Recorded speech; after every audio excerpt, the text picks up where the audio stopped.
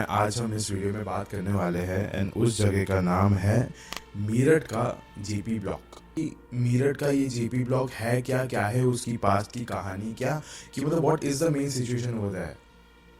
तो आज हम इस वीडियो में उसी के बारे में बात करेंगे। वहाँ पे कोई एक आत्मा नहीं मिली हमें, उसकी कहानियों में ढेरों सारी है। आज उसी के बारे में हम बात करेंगे।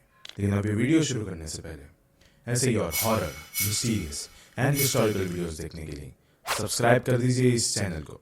अब ये कहानी शुरू होती है। तकरीबन कुछ 2011 के आसपास एक न्यूज चैनल ने अचानक से इंडिया के टॉप 10 मोस्ट हॉन्टेड प्लेसेस में मीरठ के जेपी ब्लॉक को भी शामिल कर दिया था, जिससे कि वहाँ के जो आसपास के लोकल लोग थे वो बहुत ही ज़्यादा एकदम घबरा उठे थे। उन्होंने बोला कि ये हमारे आसपास की ही जगह है एंड इसको हॉन्टेड बताया जा रहा है। लोग वहाँ पे जाना शुरू कर दिए।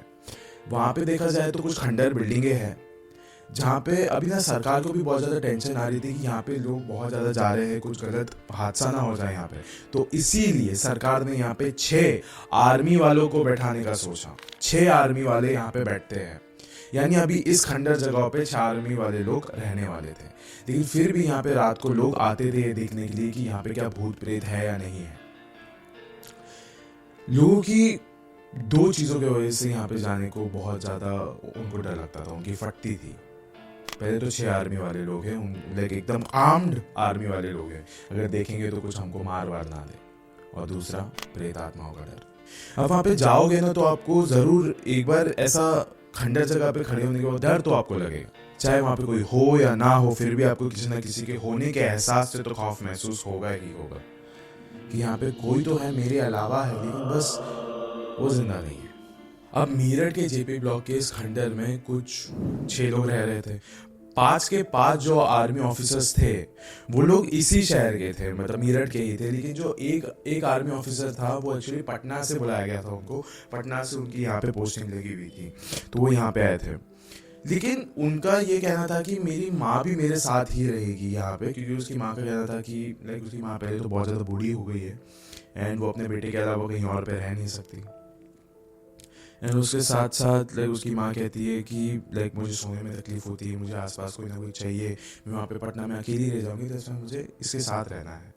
एंड अभी पंकज की बात है, पहले तो कोई मान नहीं रहा था, लेकिन अभी at the end of the day सबने उसकी अर्जी भी मंजूर कर दी। Now it was the very first day. अभी पहले दिन में लाइक सब लोग ने अपना इंट्रोडक्शन दिया, एकदम नॉर्मल था। ऐसा लग रहा था कि कोई खंडर में रह ही नहीं रहा है, एकदम सब कुछ एकदम नॉर्मल था। काफ़ी रात हो गई थी, काफ़ी ज़्यादा ठंड हो गया था। तो अभी उन्हीं 6 आर्मी ऑफिसर्स में से एक का नाम था इमरान एंड अभी उसने बॉन फायर लगाया था वहाँ पे। फिर फायर लगाने के बाद सब लोग उसके आसपास बैठ गए। इमरान ने कहा कि आप में से सबको इस जगह के इतिहास के बारे में पता है कि नहीं। सबने कहा नहीं। सोचा चलो ठीक है, रात भी हो रही है, ठंड का मौसम भी है, तो मज़ा आएगा। मैं आपको इस खंडर के इतिहास के बारे में बताता हूँ। इमरान ने कहा कि ये वाली जो जगह है वो 1930 के दशक में लाइक मिलिट्री ऑफिसर्स के लिए बनाया गया था ये वाली जगह को। लेकिन एक रात ऐसी आई थी जिसकी वजह से इस पूरी इलाके को, सारे घरों को यहाँ से अबैंडन करके लोगों को जाना पड़ा था। उसके बाद से ये खंडर है, 80 साल हो चुके हैं यहाँ पे, उसके बाद से कोई भी नहीं रहा है, खाली है ये। लोगों का कहना है कि ऐसा कोई यहाँ पे ऐसा कोई प्रॉब्लम नहीं था, लेकिन जो मेन प्रॉब्लम हमेशा लोग कहते थे वो ये होता था कि यहाँ पे किसी को चीज़ का ऐसा साया भटकता है जो कि लाइक किसी को भी इस घर के दरमियान आने नहीं देता, कभी भी नहीं आने देता। बताया जाता है कि यहाँ पे एक चुड़ैल रहती है, एक लिटरली यहाँ पे एक चुड़ैल रहती है एंड वो चुड़ैल कैसे भी करके अपने करीब किसी भी इंसान को बुला लेती है, कुछ भी करके, एंड फिर उसका गला घोट के उसका कत्ल कर देती है, उसको मौत दे देती है। एंड इसी कुछ रीजंस की वजह से यहाँ पे कोई कभी रहना भी नहीं चाहता। लोगों ने कोशिश करी, लेकिन eight the end of the day कोई भी यहाँ पे रहना नहीं चाहता। आधी रात को यहाँ पे घर छोड़ के भाग जाते हैं। एंड जो दूसरी मेन चीज़ बताई जाती है वो ये है, जो कि इमरान ने कहा, कि आधी रात के दौरान इस खंडर के जो छत है वहाँ पे एक लाल कलर की साड़ी में वो जो चुड़ैल है वो वहाँ पे भटकती है, घूमती है, जो कि आधी रात को वहाँ पे दिखती है। ये जैसे इमरान ने कहा, उस बॉनफायर में जितने भी लोग बैठे हुए थे सबने छत की ओर देखा और वहाँ पे कोई भी नहीं दिखी। लेकिन जब पंकज की माँ निर्मला ने ऊपर देखा तो उसको एकदम थर थर कांपने लग गई थी। वो एक जगह एकदम ऐसे शांत होकर बैठ भी नहीं पा रही थी। फिर पंकज अपनी माँ निर्मला को अंदर लेके गए, उन्होंने जाके उनको एक पहले तो एक कंबल पहनाया, उनको कहा कि माँ ये सब चीज़ लाइक झूठ है, ये सब सिर्फ एक कहानी है, ये सब पे आपको बिलीव करने की कोई भी ज़रूरत नहीं है, क्योंकि हम भी इस पर बिल्कुल यकीन नहीं करते, ये तो बस ऐसी बातें हो रही थी इसके लिए ये सब कुछ निकल गया और कुछ नहीं। फिर उसके बाद निर्मला ने भी यही सोचा कि हाँ शायद से हो सकता है कि ये सिर्फ एक कहानी है, कहानी की वजह से मुझे इतना ज़्यादा डर लग रहा है, ठीक है। फिर वो सो गई एंड जो बाकी लोग थे वो लोग बाहर चले गए, आर्मी ऑफिसर जो थे अपनी ड्यूटी पे। फिर कुछ 2-3 घंटे बाद जब रात बहुत ज़्यादा हो गई थी, 1-2 बज रहे हो गए शायद से, तो उस समय उसमें ना अचानक से निर्मला को किसी तो एक औरत की ना रोने की आवाज़ आने लग गई। एंड अभी निर्मला ने बोला कि मेरे अलावा तो यहाँ पे कोई औरत है नहीं। उसने आसपास देखा, कोई नहीं रो रहा है।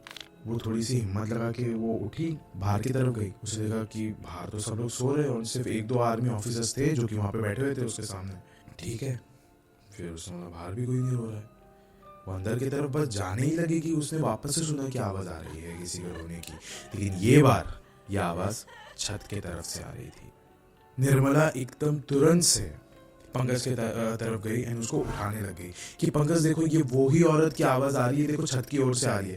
फिर पंकज एकदम लाइक गुस्से में आके उसने कहा कि माँ ऐसी कोई औरत है ही नहीं, ये सिर्फ एक कहानी है, तो क्यों इतना ज़्यादा लाइक खौफ में आ रही है, कोई भी औरत नहीं है। अगर आप इसके बारे में सोचोगे तो आपको और भी ज़्यादा यहाँ पे डर लगने लगेगा।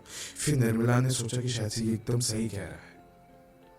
वो गई और अपने कमरे में जाके सो गए। फिर कुछ समय बाद वापस से किसी के रोने की आवाज़ आने लगी, ये वही औरत की आवाज़ थी। उसके बाद निर्मला ने ना अपने आसपास देखा, उसी कमरे में लेफ्ट पे देखा तो कोई नहीं था, राइट पे देखा तो वही औरत खड़ी थी उसके सामने। उस औरत ने कहा कि मैं इतने समय से चीख रही हूँ, चिल्ला रही हूँ, रो रही हूँ, तुम्हें बुला रही हूँ, तुम आई क्यों नहीं मेरी मदद करने, तुम आई क्यों नहीं। ये सब कुछ कहने के बाद वो जो औरत थी वो निर्मला के करीब आने लग गई। फिर तुरंत बाहर से जितने भी लोग थे उन सबको निर्मला की चीखने चिल्लाने की आवाज़ें आने लग गई। सब लोग अंदर आए। अंदर आने के बाद पंकज ने देखा कि निर्मला उसकी माँ अपने ही हाथों से अपने गले दबा रही थी। सब लोग ने मिलके उसके हाथ को एकदम छुड़ाने की कोशिश करी, वो छूट नहीं रहा था, बहुत ज़्यादा टाइट था, बहुत ज़्यादा टाइट, जैसे कि पता नहीं कितने लोगों ने दबा के रखा है उसका गला। इतना ज़्यादा ट्राई करने के बाद आखिर में उसने अपना गला छोड़ा। पहली रात ऐसी बीतने के बाद पंकज ने और उसकी माँ ने इतना ज़्यादा खौफ आ गया था कि उन दोनों ने ये वाली जगह को छोड़ दिया। पंकज ने भी लाइक ये वाली पोस्टिंग से उन्होंने बोला कि नहीं मुझे ट्रांसफ़र कर दो किसी और नौकरी पे, एंड उसने भी ट्रांसफ़र लेके वो कहीं और भी उसकी पोस्टिंग आ गई थी। एंड जो बाकी 5 लोग बचे थे उन्होंने भी धीरे धीरे करके ये वाली नौकरी छोड़ दी, ये वाली जगह छोड़ दी, ट्रांसफ़र मांग लिया। ये वाली जो जगह है ना गाइस, ये वाली बहुत ज़्यादा एक खौफनाक जगह है, इसको बताया जाता है।